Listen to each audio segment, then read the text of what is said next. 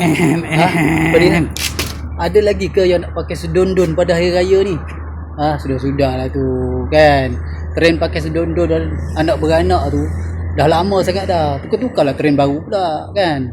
Barulah nampak ada perbezaan daripada hari-hari raya yang lepas-lepas.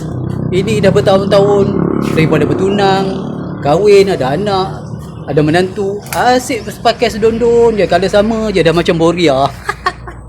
Tak ada idea lain ke? Carilah idea lain. Come on lah. Ini dah tahun 2026 lah ni. Kan? Bagilah peluang kita raya berwarna-warni.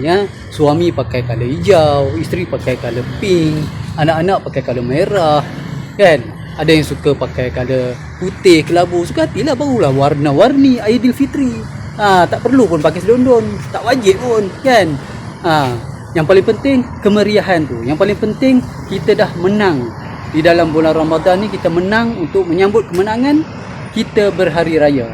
Berhari raya tu bukanlah pakai sedondon kan. Apa-apa pun janganlah feeling hard sangat. Okey, selamat hari raya mak batin. Ciao.